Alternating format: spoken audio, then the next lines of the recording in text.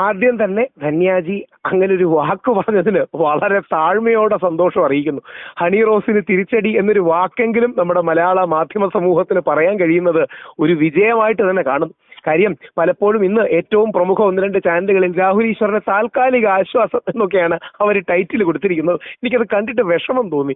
ഞാൻ ആരുടെയെങ്കിലും കാശ് മേടിച്ചോ താൽക്കാലിക ആശ്വാസം, എന്റെ വീട് ജപ്തി ചെയ്യാൻ വന്നിട്ട് താൽക്കാലിക ആശ്വാസം കിട്ടിയതുപോലെയാണ് പറയുന്നത്. അതായത് യഥാർത്ഥത്തിൽ ഹണി റോസിന് തിരിച്ചടിയോ വേണ്ടോ എന്നൊക്കെ നാട്ടുകാർ തീരുമാനിക്കട്ടെ. പുരുഷന്മാർക്ക് ഇത് താൽക്കാലികമായിട്ടെങ്കിലും ഒരു വിജയമാണ്, തുടക്കമാണ്. ഇതൊരു പുരുഷ കമ്മീഷനിലേക്ക് എത്തിക്കണം എന്നുള്ളതാണ് എന്റെ ആഗ്രഹം. ഒരു മെൻസ് കമ്മീഷൻ വേണം. വനിതാ കമ്മീഷൻ പോലെ, ബാലാവകാശ കമ്മീഷൻ പോലെ പുരുഷന്മാർക്കൊരു കമ്മീഷൻ. അവർക്കും എവിടെങ്കിലും ചെന്ന് പരാതി പറയാൻ ഒരു ഇടം വേണം.